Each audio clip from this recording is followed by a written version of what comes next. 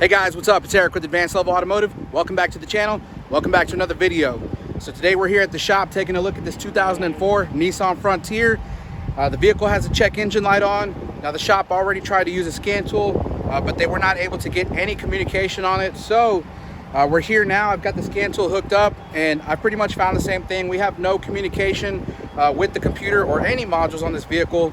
So I wanted to take a quick moment to make this video to help anyone else that might be having the same problem. So let me take you guys over to the scan tool and show you what we're working with. Okay, so moving inside the vehicle, first of all, let me show you guys the check engine light is illuminated. If you look right here, it says service engine soon, and you guys can see that the engine is running at the moment. Now, this is the scan tool we're working with. This is the THINKTOOL Pro, and if you look here on the screen, you can see that, well, I got a glare here. There we go. Access failed. Please check A, if the ignition is either on, or B, if the vehicle is even equipped with the generic OBD2. We know that this vehicle is, but we have no communication with either the generic software or the OEM software on the scan tool. Let me take you guys over to the OBD2 connector and show you what I'm working with. So I went ahead and I pulled this connector out of the socket. It was really easy to do. It's located right under here, but it's got these two clips. So if you look on each side, there's a clip right here on the side, and there's a clip right here on the other side of this OBD2 connector. So I'm gonna go ahead and disconnect our dongle here. This is our OBD2 connector for our scan tool. So we're not gonna worry about that at the moment, but we have our connector out. Again, this is gonna be easier to do it if you can pull it out of its socket. So if you take a look at the front of the connector here, you'll notice that we have several different pins, 16 in total, but not all of these cavities have terminals in them. If you turn them around, you can see that this one only has 1, 2, 3, 4, 5, 6 different wires on here. So we have 6 different terminals. If you take a look inside of here, you can see which holes are empty. You can see these are empty here, and then we have a couple terminals here, a couple terminals here, one here and one here. So what we're gonna do is we're gonna focus on these terminals that are inside of this connector, because what happens a lot of times is that these female terminals here become wallowed out or spread open. And I'm going to show you guys a quick and easy way to check and see if that's the problem that you're dealing with. Okay, so what I have in my hand over here is just a little back probe tool. You don't have to have a back probe tool. You can use something like a paper clip, just something that's thin enough to slide through these terminals here. And what we're going to do is we're going to use this to feel whether or not these female terminals are spread open. So what we're going to do is we're going to go ahead and try to slide this into each of those terminals, and we're going to feel for drag or resistance. Now, depending on how big your probe is, you know, it could be varying amounts of drag, but what we're trying to do here is compare good ones to bad ones. So what I mean by that is, if you go, let's say over here, if I try to stick this probing tool into this terminal here, I can feel that it actually stops me from going in. Now, I could push it a little further and actually push it all the way through, but that's not what I'm trying to do. Plus, I don't want a chance spreading this terminal open as well. But what I'm gonna do is I'm gonna move over to the one next to it, and I'm going to compare this terminal. And what I can tell you right now is, you guys can't already tell, look how much room there is for me to move around. So going back to this one over here, when I try to push through it, it actually gives me some drag, like there's some resistance stopping me from pushing it all the way in. But when I move over to this hole, man, it's just free play. It's like there's nothing there. So this one we're definitely gonna wanna fix. I'm gonna move over to this terminal over here, and it's kind of the same thing. Can you guys see how much play we have in there? That terminal is pretty much wallowed out. Let's check this one now. This one feels nice and tight. If I push on it, it feels like I have plenty of drag. So this one's good. These two here in the middle, we're gonna need to pull them out and check those. Next up, we're gonna go ahead and move down here and check this one. Again, this one feels nice and tight. It's not letting me push it all the way through without some resistance. Then finally, this last one over here.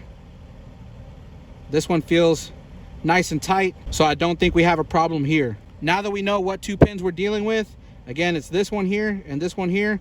Let's go ahead and flip this around and check the wire color. So here we have a green and red wire, and here we have a yellow and black wire. Now what you're gonna wanna do is make sure you remember which cavities these go into, so that you make sure you put them back into the same spot.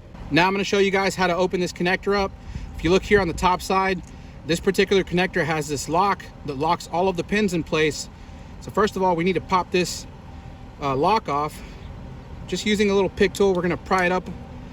You guys can see, now that we have this open, it pretty much unlocked all of these. But what we still need to do is go on the front side with some type of probing tool. Again, you can probably use a paper clip, or if you have some type of small piece of wire you can use. And if you look right underneath the terminal here, it's got a clip. Hopefully you guys can see that. But what we're going to do is we're going to go ahead and push this and pull the clip downward, and at the same time we're going to go ahead and grab our wire from the back side and pull it out. And there we have it. This is one of our troublesome spread open female terminal. Again, hopefully it's showing up on the camera, but this hole right here, what we're going to want to do is we're going to want to close it, and I'm going to show you guys how we're going to do that. Okay, so my camera zoomed in as far as it'll go, so hopefully you guys can see this. But if you take a look at the structure of this terminal, you can see that this here, the side that has the pieces that stick out, these little wings, that's going to be the top side of our terminal. And then if you look at this side, this is going to be the bottom side. Now what we're going to try to do is we're going to go ahead and push in on this little metallic strip, which is actually part of the inside fold of this terminal. I'm hoping that shows up on the camera, but if you look at the front of this terminal, you can see where this piece of metal kind of folds in. Yeah, if we follow that down here, that's this piece right here. And so what we're going to do is we're going to take this little tool, we're just going to push in. I'm going to try not to stab myself, but you guys can use anything like a little screwdriver or something just to push this terminal in a little bit. Now you don't want to push it too hard because you don't want to break it or crush it. You just kind of want to fold that little tab in a little bit. And take a look at the front here. You can see that our lip is a little bit more shut. It could use a little bit more, so I'm going to go ahead and push it a little more.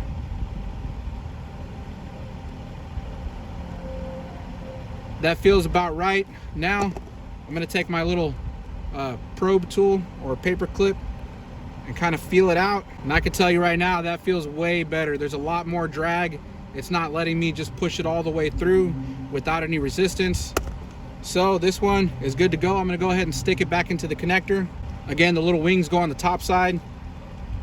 And also, like I said, remember where you put it or what cavity it goes into. Then just push it all the way through until you hear a little click. You'll know that that clip is engaged. Now we can move over to doing the other side. Again, I'm just going to stick this in there and pry down on this little clip that's holding it in, just like that. Then we can come back around here and pull our wire out, which is this green and red one, and just slide it out like so. And there we have it, our other terminal. Again, the same thing we're going to do on the bottom side here. We're going to push in on this little metallic strip to close the terminal, just like that. We're going to take our little probe tool, we're going to feel it out, and that feels perfect. I'm going to go ahead and stick it back into the cavity here. Make sure you push it all the way in.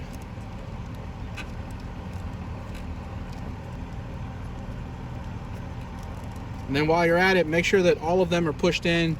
You want to make sure that you didn't accidentally pull any of these out while you had this clip unlocked. So they all look like they're pretty much flush here. I'm going to go ahead and lock this down. Now let's try to communicate with our scan tool. All right, so I'm going to go ahead and plug in my little OBD2 connector. You guys can see it's powered up. Now let's move back over to the scan tool. All right, guys, so now you can see that we do have communication. It's showing you here we have 4 DTCs present in this ECU. I'm going to go ahead and hit OK. Now let's see what fault codes we have. I'm going to go ahead and hit read fault codes. Again, this is a Nissan. I'm under global mode, so that's why it's asking me here. All right, so here we have it. We have a PO300 random cylinder misfire. We have a PO132 O2 sensor circuit high voltage bank 1. We have a PO158, same thing, but bank 2 sensor 2. And we have this PO327 knock sensor circuit. Well, we have quite a few codes here. So yeah, there we have it, guys. We now have communication. Anyways, guys, I hope you enjoyed that short video. I know it was quick, but I tried to make it to the point just to help anyone out that was dealing with this problem here. Anyways, like I always say, I hope you enjoyed the video. I hope you find it useful. I hope you find it educational. If you did, make sure to give it a thumbs up. If you haven't done so already, make sure you subscribe to the channel, hit that notification bell, and I'll see you guys in the next one. Thanks.